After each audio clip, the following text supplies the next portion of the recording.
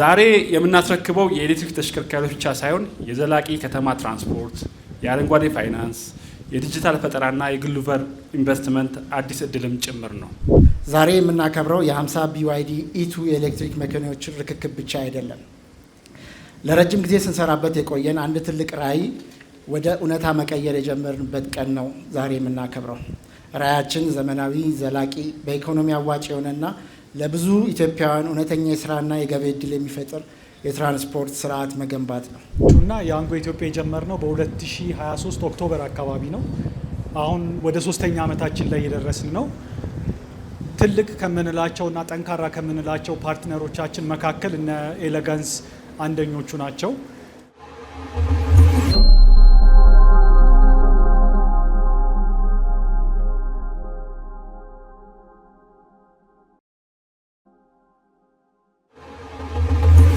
ዛሬ የምንታደመው ፕሮግራም እንዲሁ የድጋፍ ማሳያ ብቻ አይደለም።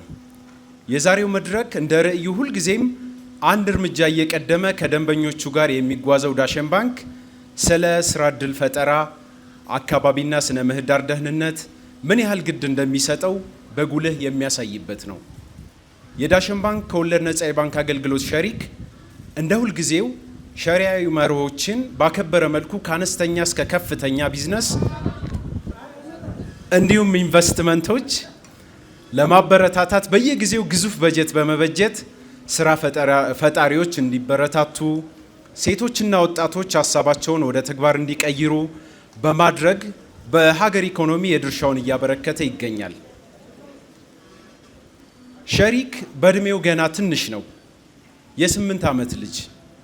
እስካሁን የመጣባቸው የእድሜ እርከኖች ግን ግዙፍ ማህበራዊ ኃላፊነት ያረፈባቸው አሻራዎች ደምቀው የሚታዩበት፣ በዘርፉ ከፍተኛ ኢንቨስትመንት የተደረገባቸው ስራዎች ፍሬያማ የሆኑበት ትንሽ ግን ስኬታማ የልጅ አዋቂ ጉዞ ነው።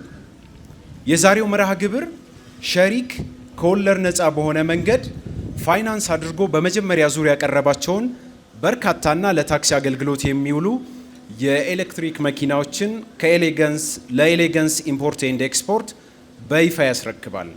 ክቡራን እንግዶች፣ በተከታይነት የዳሸን ባንክ ከወለድ ነጻ የባንክ አገልግሎት ቺፍ ኦፊሰር አቶ አምዱ ሰማን ስለ ዛሬው መርሃ ግብር አጠር ያለ ንግግር ያደርጋሉ። እርሳቸውን ወደ መድረክ ጋብዙልኝ። እንዴት ዋላችሁ? ክቡር አቶ ለሜሳ ይርቦ ከአካባቢ ጥበቃ ባለስልጣን ተወካይ፣ ክቡር ዶክተር ይቅና አለም አበበ የያንጎ ካንትሪ ሪፕሬዘንታቲቭ፣ የዳሽን ባንክ የበላይ አመራሮችና የስራ ባልደረቦቼ፣ የኤሌጋንስ ኢምፖርት ኤክስፖርት ፒኤልሲ አመራርና ሰራተኞች፣ የተከበራቸው የተጋባዦች እንግዶች፣ ክቡራና ክቡራት፣ እንኳን ወደዚህ ልዩ ትርጉም ያለው 50 የኤሌክትሪክ ተሽከርካሪዎችን የመጀመሪያ ዙር ርክክብ ስነ ስርዓት በሰላም መጣችሁ። ዛሬ የምናስረክበው የኤሌክትሪክ ተሽከርካሪዎች ብቻ ሳይሆን የዘላቂ ከተማ ትራንስፖርት፣ የአረንጓዴ ፋይናንስ፣ የዲጂታል ፈጠራና የግሉቨር ኢንቨስትመንት አዲስ እድልም ጭምር ነው። ዳሽን ባንክ ለኤሌጋንስ ኢምፖርት ኤክስፖርት ፒኤልሲ 50 ዘመናዊ BYD የኤሌክትሪክ ተሽከርካሪዎች ግዢ ለማስፈጸም የሙራባሃ ኢንቨስትመንት ፋይናንስ በመመቻቸት ጉልህ አስተዋጽኦ አድርገዋል። ይህ ጅማሮ ትራንስፖርት ዘርፍ የሚደረግ አመርቂ የግሉ ዘርፍ ኢንቨስትመንት ተደርጎ የሚወሰድ ይሆናል። በተጨማሪም ይህ አጋርነት የዳሽን ባንክ የዲጂታል ክፍያ ስርዓት እንዲያካትት የተደረገ ሲሆን የሜትር ታክሲ አገልግሎት ክፍያዎችን ለማስተለጥ የያንጎ ዓለም አቀፍ የትራንስፖርት ፕላትፎርም ከዳሽን ሱፐር አፕ ጋር የማዋሃድ ስራ በመከናወን ላይ ይገኛል።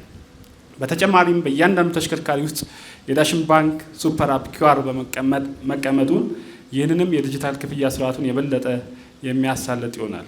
በዚህ በተጨማሪም በ50ዎቹም የኤሌክትሪክ ተሽከርካሪዎች ላይ የዳሽን ባንክ ሸሪክ ሎጎዎች የታተሙባቸው በመሆኑ በቀጣይ ዓመታት ባንኩን በማስተዋወቅ ጉልህ ሚና ይጫወታሉ ተብሎ ይጠበቃል።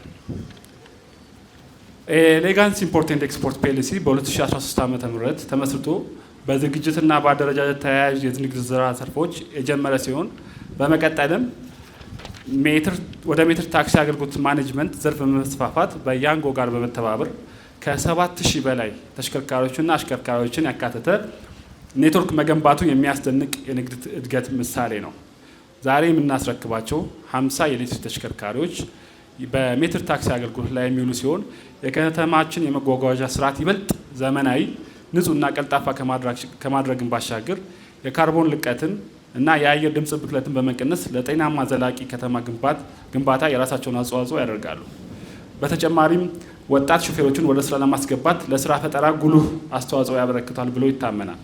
ይህ ትብብር በተሽከርካሪ ፋይናንስ ብቻ የተወሰነ ሳይሆን የሁለቱ ወገኖች የረጅም ጊዜ የንግድ ትስስር ማሳያ አድርገን እንወስደዋለን። በመጨረሻ የዛሬው ቀን ላይ ደርሰን ለስኬቱ ማብሰር የቻልነውን በተለያዩ አካላት ትብብርና አስተዋጽኦ አድርገዋል። በዚህ መሰረት ለኤሌጋንስ ኢምፖርት ኤክስፖርት ፒኤልሲ፣ የኮርፖሬት ከወለድ ነጻ የባንክ አገልግሎት መምሪያ፣ የዳሽን ባንክ ማርኬቲንግ ቲም፣ የያንጎ ኢትዮጵያ እንዲሁም በግል የኤሌጋንስ መስራችና ባለቤት ዋና ስራ አስኪያጅ አቶ ቶፊቅ መሐመድ ያሲንን በዚህ አጋጣሚ ከፊት ለፊታችን ይገኛል። ወጣት ኢንተርፕረነር ነው። እንድታጨበጭቡልኝና እንድታመሰግኑኝ ይፈልጋሉ። በመጨረሻም ዳሽን ባንክ በቀጣይም አረንጓዴ ፋይናንስን፣ ዲጂታል ፈጠራን፣ ዘላቂ ትራንስፖርትና ምርታማነትና የግል ዘርፉ ኢንቨስትመንት ለመደገፍ ያለውን ቁርጠኝነት አጠናክሮ እንደሚቀጥል ቃል እየገባው ጥሪያችንን አክብራችሁ ለተገኛችሁ እንግዶች በሙሉ በግሌና በባንካችን ስም ለማመስገን እወዳለሁ። በጣም አመሰግናለሁ። መልካም ቆይታ። ድጋሚ አመስግኑልን። በቻልነው አቅም ፕሮግራሙን ፈጠን ለማድረግ እንሞክራለን። ዝናብም እየመጣ ስለሆነ በተከታይነት ሸሪክ ከወለድ ነጻ በሆነ መንገድ ፋይናንስ በማድረግ ያቀረባቸውን የኤሌክትሪክ መኪናዎች የሚረከበው የዳሽን ባንክ አጋር ኩባንያ ኤሌጋንስ ኢምፖርት ኤንድ ኤክስፖርት ዋና ስራ አስኪያጅ አቶ ቶፊቅ መሐመድ ያሲን አጠር ያለ ንግግር ያደርጋሉ። አቶ ተውፊቅን ጋብዙልን። የተከበሩ የዳሽን ባንክ ከወለድ ነጻ ባንኪንግ ቺፍ ኦፊሰር አቶ አምዱ ሰማን፣ የተከበራችሁ የመንግስት የስራ ኃላፊዎች፣ የተከበራችሁ የዳሽን ባንክ የሸሪዓ አማካሪዎች፣ የዳሽን ባንክ የስራ ኃላፊዎች፣ በያንጎ ኢትዮጵያ አመራር ዶክተር ይቅናለም፣ የተከበራችሁ እንግዶች፣ የስራ ባልደረቦቻችን፣ ክቡራትና ክቡራን፣ በመጀመሪያ በዚህ ለእኛ ልዩ በሆነ ቀን ከኛ ጋር ለመሆን ስለተገኛችሁ በኤሌጋንስ ስም ሁላችሁንም ከልብ አመሰግናለሁ። ዛሬ የምናከብረው የ50 BYD E2 የኤሌክትሪክ መኪናዎችን ርክክብ ብቻ አይደለም። ለረጅም ጊዜ ስንሰራበት የቆየን አንድ ትልቅ ራዕይ ወደ እውነታ መቀየር የጀመርንበት ቀን ነው ዛሬ የምናከብረው። ራዕያችን ዘመናዊ፣ ዘላቂ፣ በኢኮኖሚ አዋጭ የሆነና ለብዙ ኢትዮጵያውያን እውነተኛ የስራና የገቢ ዕድል የሚፈጥር የትራንስፖርት ስርዓት መገንባት ነው። ይህንን ፕሮጀክት ስንጀምር መኪናዎችን ገዝቶ ወደ መንገድ ማውጣት ብቻውን በቂ እንዳልሆነ እናውቅ ነበር። ስኬታማ ለመሆን ትክክለኛ የፋይናንስ አጋር፣ ትክክለኛ የቴክኖሎጂ ሞቢሊቲ አጋር፣ ከሁሉም ደግሞ በራዕያችን የሚያምኑ አጋሮች ያስፈልጉን ነበር። በዚህ አጋጣሚ ዳሽን ባንክን በተለይም ዋና ስራ አስፈጻሚውን አቶ አስፋው አለሙን፣ የቺፍ ኦፊሰር አቶ አምዱ ሰማንን፣ የሸሪክ ፋይናንስ ቡድንን ለዚህ ፕሮጀክት ባሳዩት እምነትና የመጀመሪያ ምዕራፍ እውን እንዲሆን ላደረጉት ከፍተኛ ትብብር ልባዊ ምስጋናን ማቅረብ ፈልጋለሁ። ፋይናንስ ማግኘት ለማደግና አዳዲስ ሀሳቦችን ወደ ተግባር ለመቀየር ለሚፈልጉ ቢዝነሶች አሁንም ትልቅ ፈተናዎች አንዱ ነው። ስለዚህ ዳሽን ባንክ እንደዚህ ያሉ ፕሮጀክትን ሲደግፍ መኪና ብቻ እየደገፈን አይደለም፣ ስራ ፈጠራን፣ ስራ ፈጣሪነትን፣ ንጹህ ትራንስፖርትና ሀገራችን ወደ ዘላቂ ኢኮኖሚ የምታደርገውን ሽግግር እየደገፈ ነው። እንዲሁም ያንጎን ለአጋርነቱ ማመስገን እፈልጋለሁ። ቴክኖሎጂ በዓለም ዙሪያ የትራንስፖርት ኢንዱስትሪውን በፍጥነት እየቀየረ ነው። ኢትዮጵያም ከዚህ ወደ ኋላ መቅረት የለባትም። በዚህ ትብብር የኤሌክትሪክ ሞቢሊቲን ቴክኖሎጂን፣ ፕሮፌሽናል የፍሊት አስተዳደርን በማጣመር የተሻለ ትራንስፖርት ልምድ መፍጠር እንፈልጋለን። ዛሬ የምንመርቃቸው 50 መኪኖች መጀመሪያችን እንጂ መድረሻችን አይደሉም።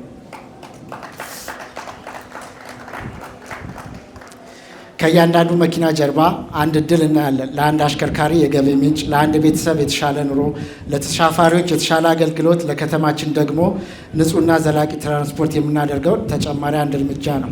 ይህንም በመቶዎች ወደፊትም በሺዎች መኪናዎች ስናስፋፋው የሚፈጥረው ተጽዕኖ ከአንድ ድርጅት በላይ ይሆናል። የኤሌጋንስ ፍላጎት ስለዚህ መኪናዎች ማስተዳደር ብቻ አይሆንም። የፋይናንስ ተቋማት፣ የቴክኖሎጂ ኩባንያዎች፣ የመኪና አቅራቢዎች፣ አሽከርካሪዎችና ሌሎች አጋራች በጋራ የሚሰሩበት የሚያድጉበት ዘላቂ የሞቢሊቲ ስርዓትን መገንባት ነው። ወደዚህ ቀን ለመድረስ ብዙ ፈተናዎችን አልፈናል። ወደፊትም ፈተናዎች እንደሚኖሩ እናውቃለን።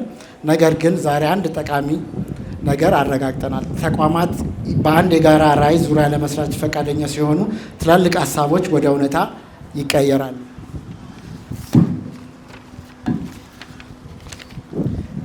ለዚህም የዛሬው ፓወሪንግ ግሪን ሞቢሊቲ ዝሩ ሰስቴኔብል ፋይናንሲንግ የሚለው መሪ ቃል ለእኛ ልዩ ትርጉም አለው።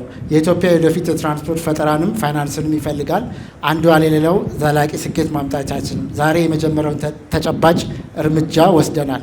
እነዚህ 50 BYD ኢቱ መኪኖች በአዲስ አበባ ጎዳናዎች ላይ ሰዎችን ማጓጓዝ ሲጀምሩ፣ ለእኛ ግን ከተሳፋሪዎች በተጨማሪ ስለ ኢትዮጵያ የወደፊት ትራንስፖርት ያለንን ራዕይም ይዘግባሉ። በመጨረሻ ዳሽን ባንክን፣ ያንጎን፣ የኤሌጋንስ ቡድኖቻችንን አጋሮቻችንን ይህ ፕሮጀክት ዛሬ ለዚህ ደረጃ እንዲደርስ የራሳችሁን አስተዋጽኦ ያበረከታችሁ ወዳጆቻችንን ሁሉ በቤተሰቦቼና በራሴ ስም ከልብ አመሰግናለሁ።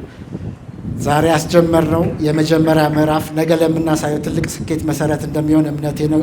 ኢንሻአላህ አጋርነታችንን ይበልጥ እያደገ ለሀገራችንና ለሕዝባችን ዘላቂ እሴት እንደሚፈጥር እመኛለሁ። ሁላችሁንም ከልብ አመሰግናለሁ።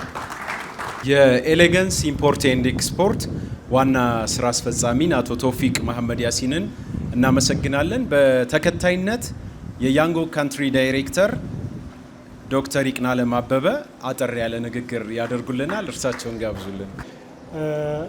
ስለ ያንጎ አጭር ነገር ልበላችሁና ያንጎ ኢትዮጵያ የጀመርነው በ2023 ኦክቶበር አካባቢ ነው። አሁን ወደ 3ኛ ዓመታችን ላይ የደረስን ነው። ትልቅ ከምንላቸውና ጠንካራ ከምንላቸው ፓርትነሮቻችን መካከል እነ ኤሌጋንስ አንደኞቹ ናቸው። ያንጎ ከሌሎቹ ትንሽ ለየት የሚያደርገን በፓርትነርሺፕ ሞዴል ነው የምንሰራው። እኛ ፕላትፎርም ፕሮቫይድ እናደርጋለን። በዛው ስር ደግሞ በጣም ብዙ ፍራንቻይዚ ፓርትነሮች አሉን። 10 ፍራንቻይዚ ፓርትነሮች አሁን አብረውን እየሰሩ ነው ያሉት። አፍሪካ ላይ ወደ 13 ሀገሮች ላይ ኦፕሬት እያደረግን እንገኛለን።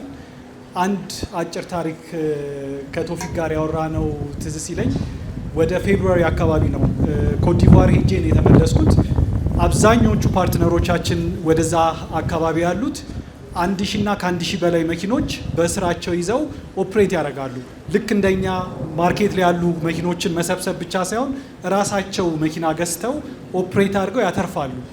እሱን ቢዝነስ ሞዴል እንዴት ነው ወደ ኢትዮጵያ ማምጣት የምንችለው?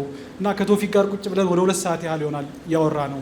ይሄ ቢዝነስ ሞዴል ኢትዮጵያ ውስጥ መምጣት አለበት፣ እናንተም ታተርፋላችሁ፣ ባንኮችም ይጠቀማሉ፣ ማርኬቱም ያድጋል። ያልተለመደ ቢዝነስ ቢሆንም ግን እየተለመደ ሲመጣ ትልቅ ትርፍ የሚያስገኝ ቢዝነስ ነው የሚል ዲስከሽን አረግን።